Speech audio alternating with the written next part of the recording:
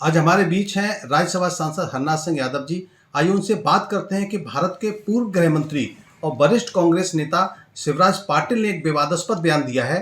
उन्होंने कहा है कि जिहाद सिर्फ कुरान में ही नहीं बल्कि गीता और जीसस में भी है।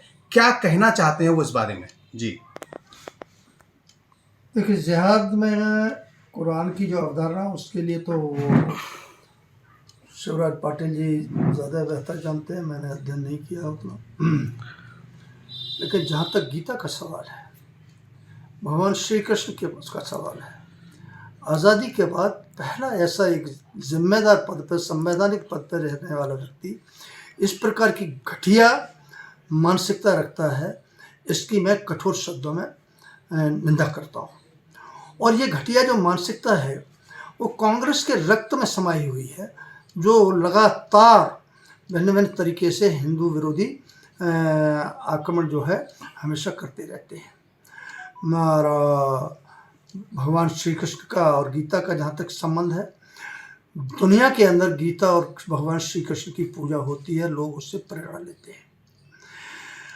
तो और इस प्रकार की शिवराज पाटिल के द्वारा जो बात कही गई है वह अनर्गल है, अमर्यादित है और भगवान कृष्ण और गीता के ऊपर सीधा सीधा हमला है।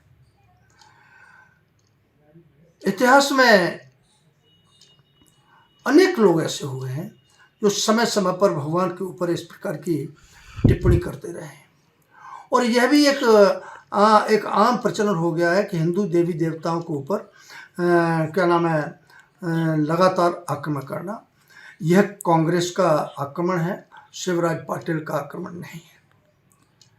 मैं सांसद हूँ, सांसद होने के नाते से मेरी कुछ मर्यादाएं हैं, और आज मैं सांसद नहीं होता तो शिवराज पाटिल को ऐसा दंड देता जो दूसरे लोग भी इस प्रकार का आगे भविष्य में कोई दुस्साहस नहीं करते।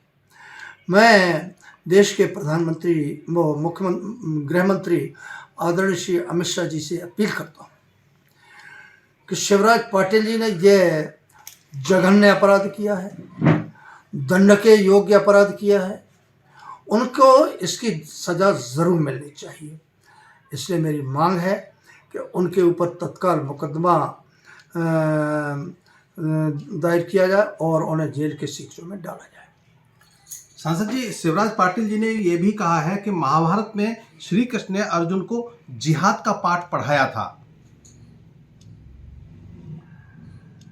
देखिए, शिवराज पाटिल को गीता के बारे में, श्री कृष्ण के उपदेश के बारे में, भगवान श्री कृष्ण के उपदेश के बारे में बहुत सतही ज्ञान है। और मैं ये कहूँ, यह उनका वक्तव्य बहुत मूर्खतापूर्ण है।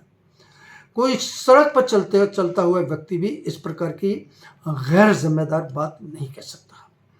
तो ये बयान जो है किसी भी प्रकार से स्वीकार्य नहीं है, पूरी तरीके से अस्वीकार है, और इसका उन्हें दंड अवश्य मिलेगा।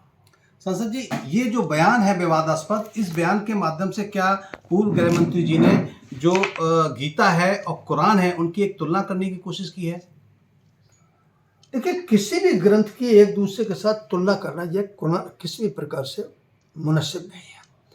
गीता का अपना स्थान है, दुनिया के अंदर गीता की पूजा होती है। गीता में जो कुछ ज्ञान दिया है उसकी दुनिया जो है उसकी दुनिया में उसको स्वीकारता है। तो किसी के साथ गीता की तुलना मैं समझता हूँ ये मुनासिब कृत किसी का नहीं है। और ये अल्पसंख्यक समुदाय को सम्मोहित करने के लिए और इस प्रकार का वोट की ये राजनीति समय समय पर कांग्रेस और कुछ विरोधी दल करते रहते हैं, उसका ही एक हिस्सा है।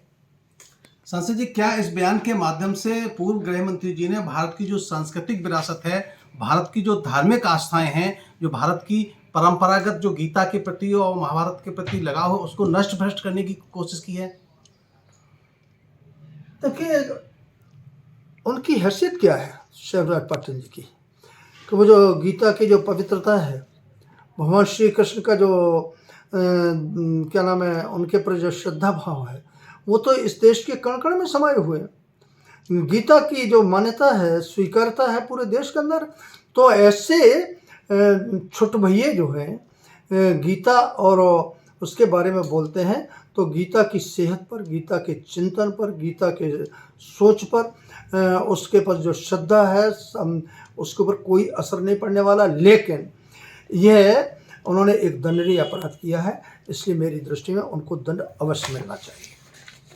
तो ये थे हमारे बीच हरनाथ सिंह यादव जी, जो कि राज्यसभा सांसद हैं।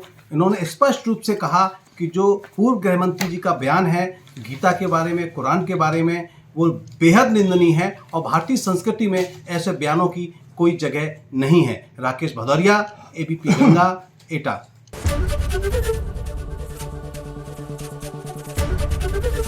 एबीपी गंगा, खबर आपकी, जुबान आपकी।